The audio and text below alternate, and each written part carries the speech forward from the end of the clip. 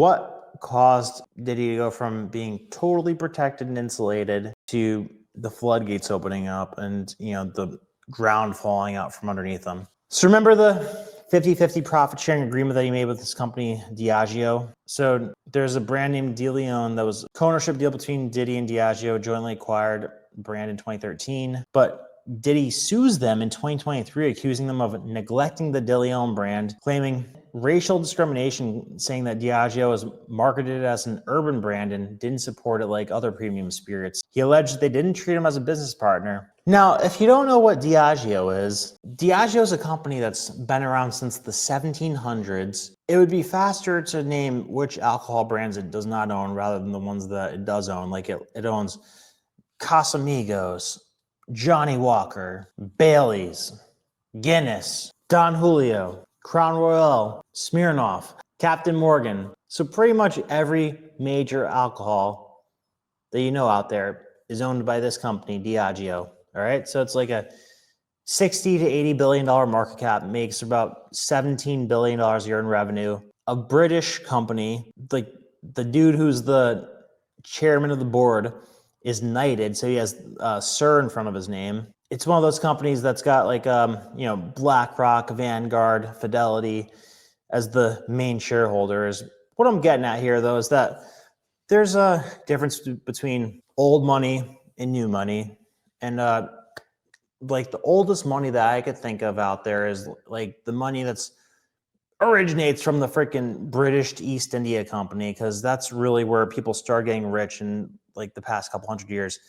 The British East India Company, like the first biggest corporation that was just like straight up selling opium to China and like monetizing the drug trade, so this company goes all the way back to that. It's probably got connections to like monarchy type of people, like Rothschilds, royal family, like it's an alcohol monopoly. I mean, so they're printing money and they're probably looking at this guy who's being greedy, who's making a fuss because they say maybe he thought he had equity, but he just had a revenue split and he was making a whole fuss about that. But it seems like it got to the point where they're like, excuse me, a little shit. Do you not realize that we've been protecting you, that you're rich because of us, that you're nothing without us? Like, you want to test us? You want to sue us? Because, if we're right in assuming that he's part of this network that protects people like Epstein, that's part of this kind of top elite circle that uses blackmail as a form of currency, then he's a pawn for them. But he's probably a pawn for them without even knowing how high the thing goes. He probably has a handler, and he's probably just so arrogant and so used to being above everything and above everybody and getting away with everything that he was audacious enough to bite the hand that was feeding him. And they said, you know what? You're more trouble than you're even worth. Like, everybody knows you're a creep. Like, it's getting worse and worse. And on top of that, you're going to freaking sue us? You little shit. You think you're hot shit because your net worth says $1 billion on paper? You want to know what real money is? Real money is what we have. We have generational wealth. You're new money. Watch how fast you can make your money evaporate. And then, boom, look at that. He goes from a net worth of $1 billion on paper to now it's under $300 million in the course of 1 year. And now he's facing potentially life in prison. So look how fast that happens. I mean, look at the response from law enforcement. Like, look at this sequence of events here. Like, the freaking Department of Homeland Security rolled up to his house with tanks, all right?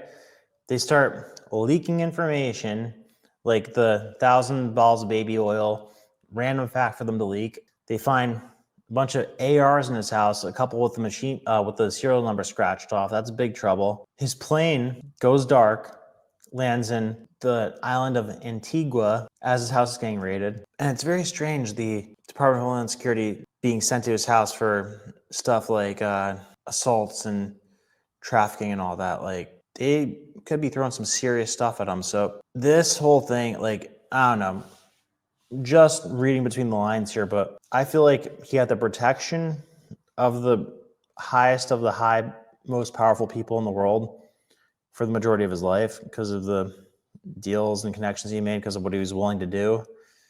But I feel like he pissed somebody off and they said, F you, you little shit. You are not worth the trouble. And then you're going to disrespect us? Yeah, go ahead. Let's see how well you fare for yourself. We're going to let all the stuff that we've been holding back go public. Like, it's not a normal thing for Macy's to allegedly do what they did there. It's not a normal thing for, tough guy gangster rappers to bite their tongue and to not make a whole big thing about him just going up to them and punching them. It's not normal for you to shoot somebody allegedly in front of a bunch of witnesses and then get off clean. These things are not normal. It seems like he was heavily protected, and now it seems like since 2024, everything is coming out. Like the hotel video, the allegations, the search on his house, the freaking book that could allegedly be from Kim Porter, freaking Keith D, the guy who people say that he killed Tupac. All of it's coming out in the past year, right after he pissed off this company, Diageo, that's old generational wealth that's attached probably to the British Empire from 300 years ago that owns all the alcohol in the world. So I think he got too arrogant, flew too close to the sun, pissed off serious people. Even his boy, Clive Davis, couldn't protect him. So where we're at now, he's pulling a Weinstein. It seems like he might have dyed his hair gray and he's limping around in court. We're only getting the paintings of it, but I think he's either going to get Epsteined or see some jail time, but I don't think he's worth the trouble to the people. I'm honestly surprised he's made it this far, because what's to stop him from talking?